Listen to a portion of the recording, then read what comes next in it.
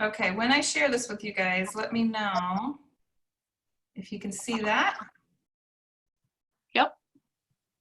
Okay, so what I want everybody to think about, and you can just write this on a piece of paper for now, but let's focus on the left-hand side. So what's no longer working is.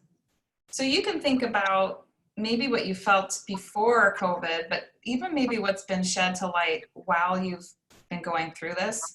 Like, what is glaringly obvious to you that it's not working? Maybe that's the amount of hours that you're spending on work. Maybe it's that you don't turn off work when you get home, that you continue to work till 10. Like, it could be something related to work. It could be maybe something with your kids. What's no longer working? Just really thinking about those. I know for me, I think one of the reasons that I went into business for myself is so I would have control over my schedule. But instead, I work all the time.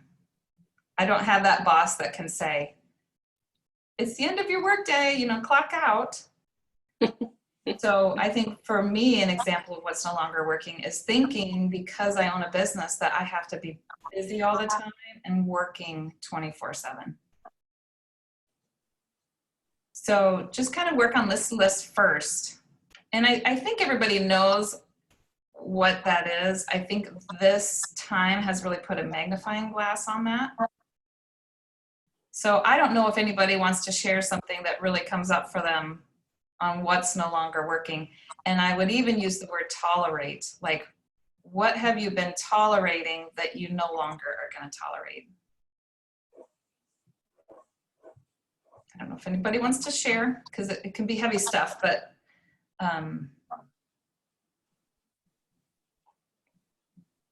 so once we get all of those written down, then we talk about what would you like instead? Like, how many times do you ask yourself what I want? A lot of times we focus on what we don't want. So what do you want instead? So for my example, I don't want to feel like I have to work 24/7. So what I would like instead is to have control of my calendar and give myself working hours. Now, not everybody can do that. You are going to maybe have to check something here and there, but really mentally kind of giving myself a time clock, I guess. So really, so this is where we want to focus now. What would I like instead? Not staring at this column. This column is there just to lead us to what we want. But from this point on, we need to focus on this. This is what I want. And to take that a step further, thinking about a person who manages their time, gives themselves concrete and a concrete end to their working day. What is that person doing? What does she look like? What is she experiencing? What is she doing? You know, she's going camping. She's going to the park with her kids. She's sitting down and watching a movie with them, but not working on her laptop at the same time. You know, what does it look like? And really put yourself in that person's body. Thinking of even just future. What does that future person look like? And that's the person you need to focus on. I think a lot of times we beat ourselves up and we stay here. Mm-hmm. And we kind of wear busyness like a badge of honor. And if you think about it, we even meet with other women and we're like, oh my gosh, I'm so busy, I'm so busy, I'm so busy, I'm so busy. I don't have time for this, I don't have time for this. So then guess what happens? We're so busy and we don't have time for stuff. So really focusing on this. And then the fun thing is look at this list and see if it has a theme. See if you can kind of see a theme in these three things and write out a sentence like, my evolution is I'm taking action, or I have control of my calendar, or I get to choose where my attention goes. Kind of put it in a sentence or almost a mission statement.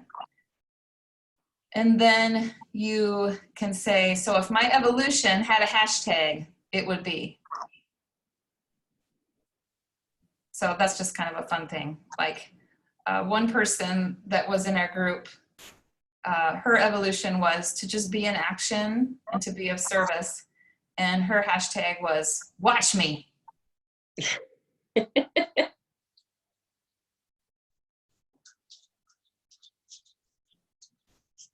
I think hashtag badass is a good one, you know.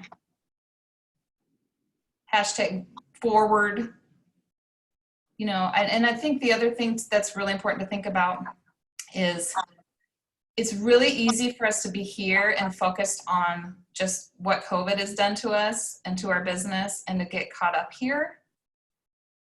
But that's where we really want to move forward and think, okay, how do I need to pivot? What does that look like? And really focus on what you have control over. Because unfortunately, we don't have control over the day that this happens. Just really laser focusing on what we have control of. So my job as a coach is to see this version of you over here and to kind of hold that space for you and have that accountability for you. Because I think, as we all know, we kind of have a blind spot when it comes to ourselves. And so I'm kind of there to be that blind spot mirror for you. So does anybody want to share? I don't even say we focus on this part. Does anybody want to share what they would like instead, or what your evolution hashtag would be?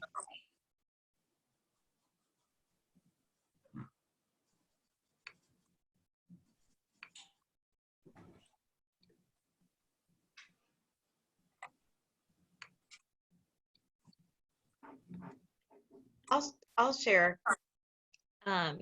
In the past, a thing that was no longer working for my business was we really, with the type of spa we are, did not like the pressure to see group bookings, the bigger groups of you know, bridal parties. It just didn't work for us. And one thing that I feel like this is our opportunity to really change that for the future, and to really focus on more one-on-one and the wellness concept not being a party spa, because that's not really what we were. So this is a good opportunity, since it's going to be mandated. I think we just keep it. So what would your hashtag be? Yeah, I don't know for that. I was trying to think of that, but I'm going to work on that. Something along the lines of I don't know. I told my employees there are some ways that COVID is going to be our friend, that we can lean into some of these mandates that are actually things we want. So I don't know yet, but there are certain elements of this I'm not hating. Mhm.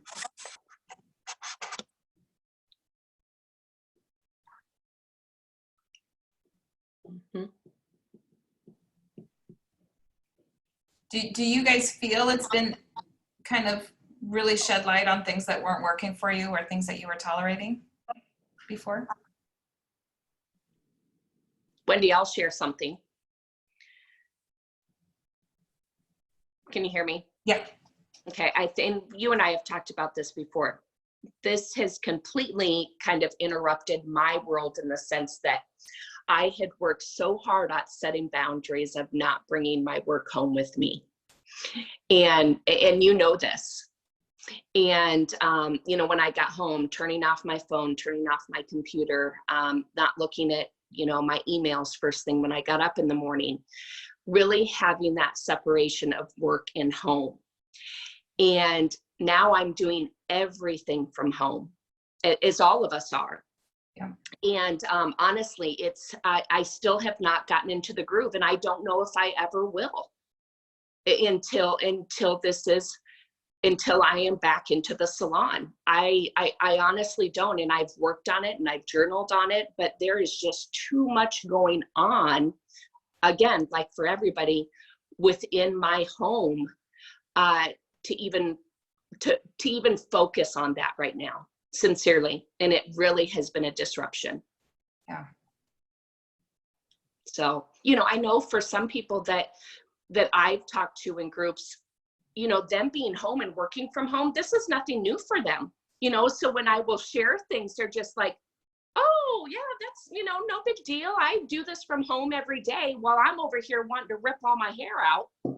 Like, no, this is not working for me.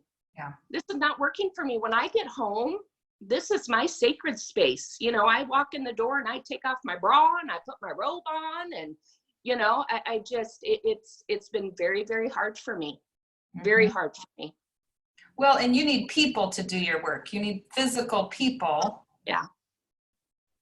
Yeah. Yeah. But I've talked about when I'm out in the public, I'm very, very extroverted. But when I get home, that energy, it's, you know, I want to put it into Jeremy, into the kids. And if I just want to sit down on the couch and watch TV, I want to do that also. And again, it's just have not been able to do that. Yeah.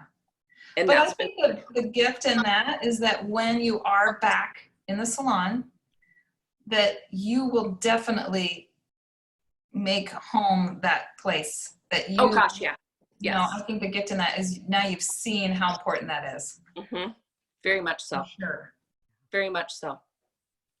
So I, you know, I'll just jump in here really, really quick. I think, you know, Women Lead Change, what we do is bring people together to in networking in small groups and big groups, and although I really miss going out and meeting with people in person and being in groups and going to networking events. I mean, that's the thing that feeds me. And a big part of my job is fundraising. So it's important for me to be out in the community and involved in these events. But what I have found, and I would say not just me, but my organization, is that we can actually bring people together for quality time and do it virtually. I mean, we just thought, oh crap, you know, what are we going to do? We're all about in-person events, but we have just had to pivot almost daily sometimes to figure out how do we bring everybody together so we can have this. I mean, and I look at this right now, there's what, 9-10 people on the screen, whether it's 10 people or 400 people or 1,000 people or something like that. We're like, okay, we're not giving up.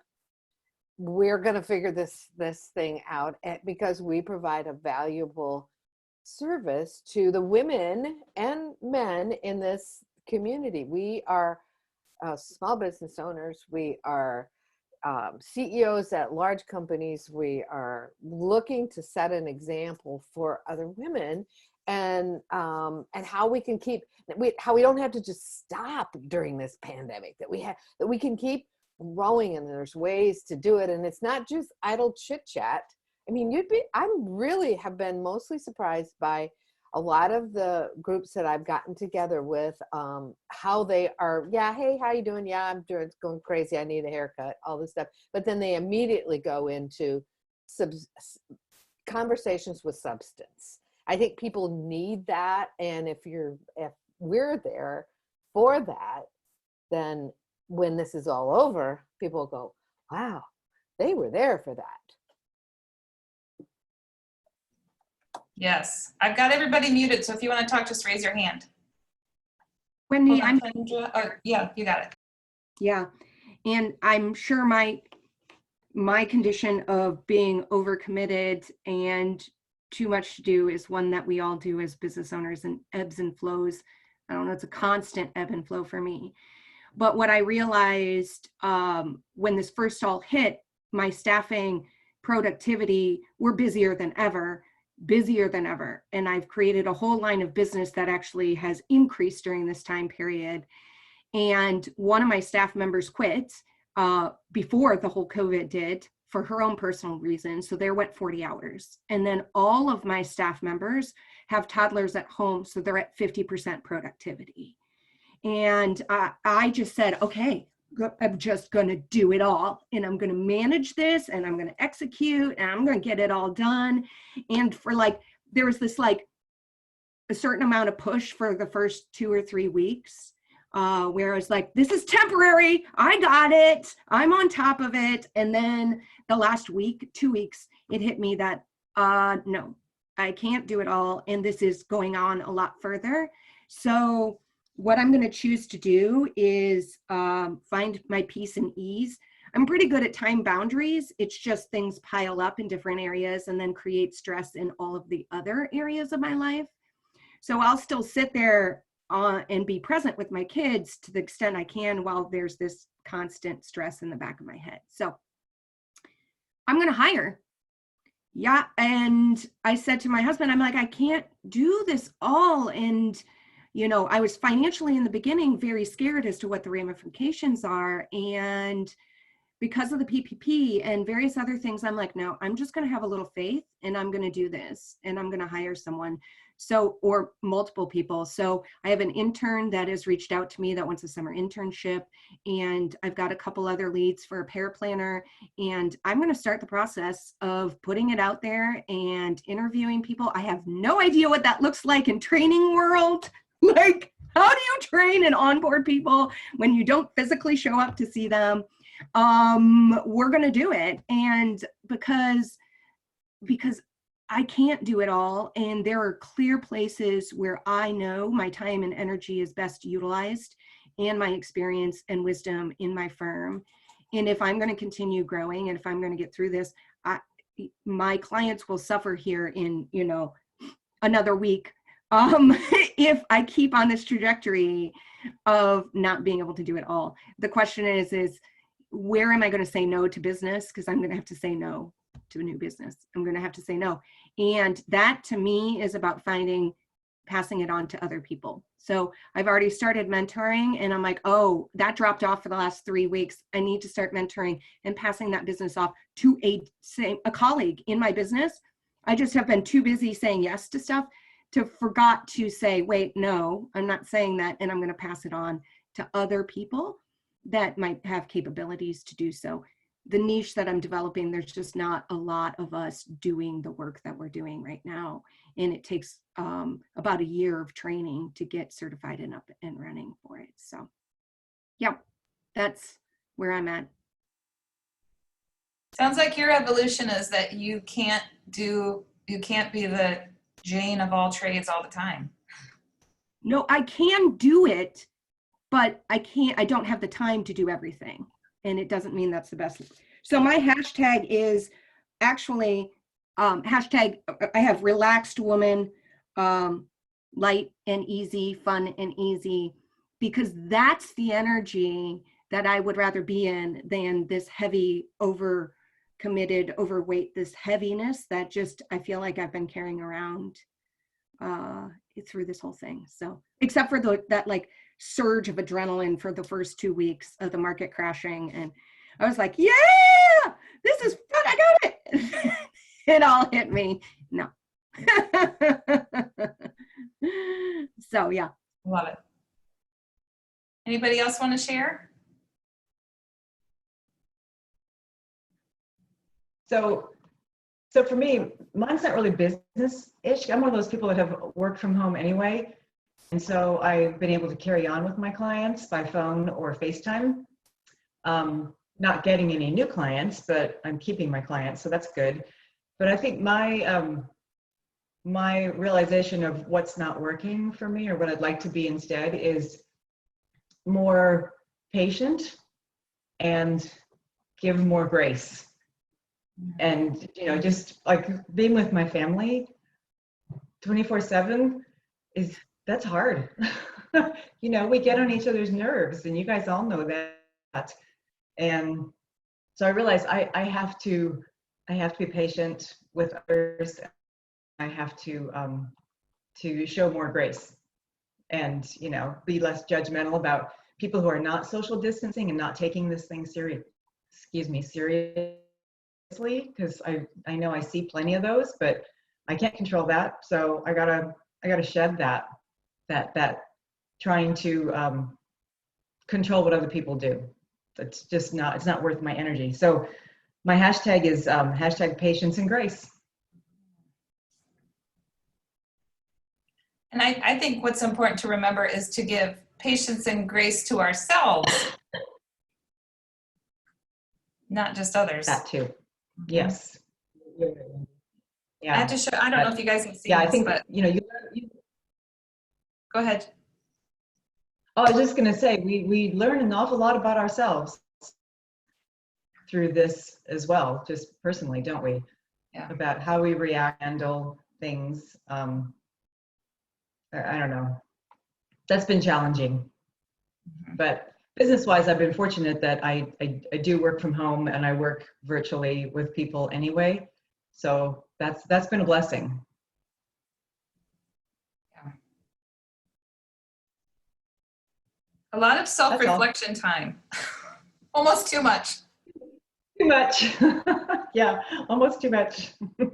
I don't know if you guys have seen this.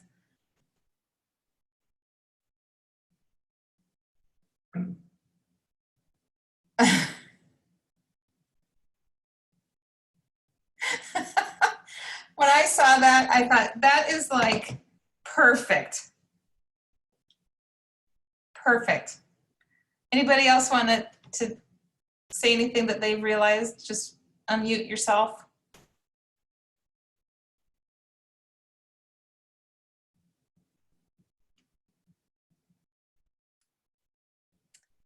I haven't, I'm pretty laid back.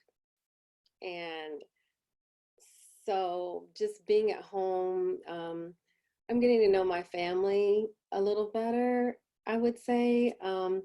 With the homeschool, you know, I've been kind of just being able to spend that little extra time checking to make sure that my son is virtually doing what he needs to do with his teachers and that sort of thing. I've been able to be a little bit more present with that. And so I appreciate that part of it. I've been trying to focus on the positives of this whole thing. My husband and I, we have more laugh times. We are looking at letting go of the small stuff and focusing on what's really important. So that's been a plus, focusing there, because I made a list of things I couldn't do anything about, so I could be at peace with myself in this thing. Been doing a lot more of what I tell my clients to do. Being present, being calm, meditating, doing those, my energy work and on myself and you know, my spiritual baths and blah, blah, blah. But since I've had so much more time to do that, I honestly, I love what I've been telling other people more. I'm not sure what else to say besides my hashtag was probably just being present and finding out more of who I am inside and where I want to go and simplifying that, because now I have time to make more plans on what direction to go when this is over. There you go. It's so funny you say that, LaTanya, because I kind of had an epic meltdown this weekend. And I hadn't really allowed myself to have enough of those. And it just hit me. I'm like, oh my gosh, I'm my ideal client. I'm overwhelmed. I'm not putting myself first. Like, ugh. I'm a greedy giver. I make sure everyone else is okay, and then I just take whatever's left over. But this has been a blessing in some ways, a curse and a blessing, you know. Yeah. I cried yesterday. I let it out. And then I wound up taking a late night walk with my husband, and my son rode his bike. We at night, because of course there's not much traffic. So we just went close to home, and that was really refreshing. I actually had to put my pants and tennis shoes and everything back on, and it was great. Well, I'm glad you remembered to put your pants on. Yeah, because I had a house coat on, so hey.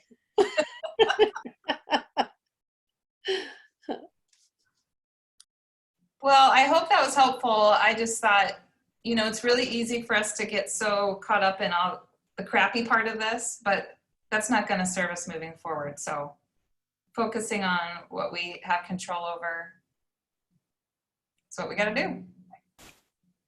I have learned that I am not smarter than a 5th grader, and I really am not.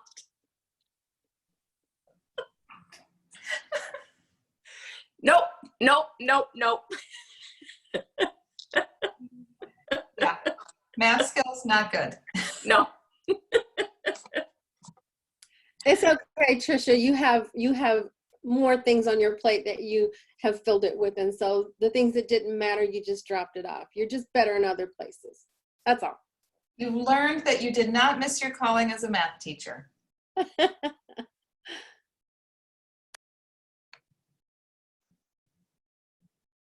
Anyway, well, Thank you, Wendy. This was really good. you're welcome. So, I'll unmute everybody. good to see everybody.